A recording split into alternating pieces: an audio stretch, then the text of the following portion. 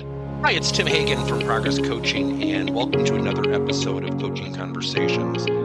And I wanted to make you aware of something very cool that we're doing on a subscription basis, and we'll put a link in each one of our episodes. But every Wednesday, we're going to be doing what we call an audio podcast workshop. That workshop will be roughly about 14 to maybe 20 minutes per episode, with each month having a theme from a coaching model, using feedback strategically, to coaching self-awareness, and so on. So if you could look in the body or in the content description of each episode, and you will see a link where you can join this subscription. These are literally 4 workshops every month, teaching specific strategies to address a particular area of workplace coaching, as it relates, again, to things like awareness, motivation, teamwork, and what have you. Here's the cool thing. It's only $10 per month, and each month you will get a handout that we will follow along with. So we also give you a tool for you to take notes as we go through each episode. We hope you'll check it out. You know, when you've been doing coaching and working with people and also being coached, the one thing I've really learned more than anything is that we're all full of shit. At some point in our life, we are full of shit. When we think about self-deception and not telling ourselves the truth, how often do we have situations where somebody gets a job that somebody went for, and the person who didn't get the job says they weren't qualified, the interview wasn't fair? Rarely will you ever hear somebody say, you know what, he was the more qualified candidate. Let me give further context. Salespeople. Now, I'm a salesperson as well, so this is not just picking apart a vertical industry and disparaging it. Yet, people don't hit quota because they don't practice.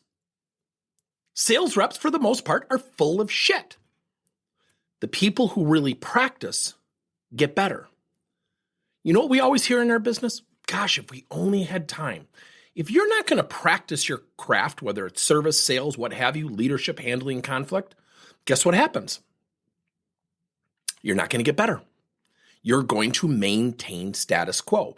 What you do not practice, you maintain status quo. So think about that. The reason being, at the heart of everything is self-awareness. Looking in the mirror and really being honest. All of us, present company included, at some point in our life, or sadly on a regular basis, we are full of shit. Every one of us at some point in our life. I share this podcast episode with you because I'm reading a book called Grit by Angela Duckworth. I've read it. I'm now listening to it for a second time on Audacity. I love it. And she talks about we hire for talent, yet we don't cultivate skills. Now, I'm paraphrasing some of her teachings. Yet what she has found is that the most successful people are the ones who have grit, passion, and perseverance over a lengthy period of time. It's that simple. Now, I think about teaching leaders how to coach. For 31 years, I've had people up until about 5-6 years ago saying, why don't you do something different?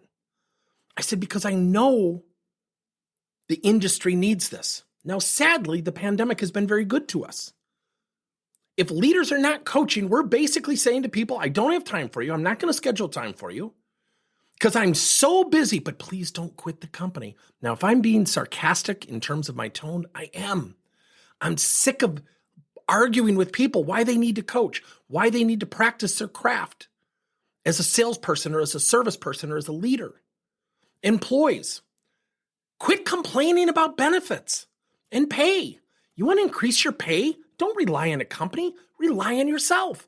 Ask yourself, honestly, what am I doing outside of my job to raise my game, to increase my certifications, to increase my learning? What does that next interview look like where somebody says, I've got to have this guy or gal because you know what? They have grit. They are pursuing excellence on a regular basis. Now, I'm going to say it. Most people wait for the company to train them. At the end of the day, at some level, high or low, most of us, if not all of us, have been full of shit. We just are. You know, I was a 0.7 grade point average in college. I was a semester away from getting kicked out of the UW school system. I had every reason why it wasn't me. And then I had a great counselor, Dr. Carlton Beck, say, what do you want to do? I said, I have no idea. He said, all right, what's your passion? He goes, well, I love volleyball. He said, well, let's get you into a PE class for volleyball. I'm like, huh? I don't want to be a physical education teacher. He goes, that's okay. Let's get you into some things you enjoy. And I'll never forget, he found a way to get people back into school, yet to have fun. So my association with this thing called school, where I had a 0.7 grade point, became a little bit more fun and pleasurable. And then he said, well, what do you like to do? I said, well, I like to teach. Like what? Well, physical education, fitness, but I don't want to be a school teacher. He said, okay. He said, where would you do that? I said, I don't know, but I like the corporate world. So a lot of people don't know this about me. I am the first person to start a noon hour fitness program at Northwestern Mutual almost 40 years ago. As a junior in college, I made almost $35,000 a year. Guess what I really fell in love with? Entrepreneurship. See, our evolution is a squiggly road. It's not a straight line. Now, for those who accomplish it on a straight line, good for you. That's awesome. Most people don't find their passion. And if you don't find your passion, how are you going to have perseverance over a period of time if you kind of don't know what you want to do? And we all lose sight of our passions. We come up with reasons like, well, I have kids and I started a family and, I'm so busy. We're full of shit. You're full of shit. And the less shit we're full of, the better things they're going to get. Because what I found out when I went and interviewed with IBM, I went from a 0.7 to a magical 2.2. You needed a 3.8 to get into the program. Think about people helping you out. And I'll never forget Jerry Veit, my boss's boss at IBM. He said, your grades are deplorable. Why would we hire you? That was his first interview question. He's looking out the window on Wisconsin Avenue in Milwaukee, Wisconsin. I told myself I'm not going to answer until he turns around. I got to have eye contact so he knows I'm sincere. He turns around and I said, Jerry, I can give you a million reasons. And if I can have permission to say it openly. And he said, go ahead. I said, they're all bullshit. The fact is, I had fun. I partied. I didn't know what I wanted to do. I think I'm getting closer. But when you look at my grade point from a 0.7 to a 2.2 in less than a year, I've kind of fallen back in love with school. I love adult education. I love coaching. I love training. I'll make you a deal. I sealed the deal, by the way. He said, what's the deal? I said, any semester I go below a 3.5, you fire me on the spot. I'll never forget it. I was terrified. I sound confident now. I wasn't what I offered it. And he looked at me just stunned. And he goes, you got it. In 2.5 years on a college internship at IBM, he never once asked me for those grades. He could see how hard I was working, yet I always brought him my grades. I made a commitment. I started to develop grit. 31 years later, I'm preaching the gospel of leadership coaching. Now, are there parts of my life where I'm like, geez, I should have more grit. I should lose weight. Absolutely. Grit is passion and perseverance over time.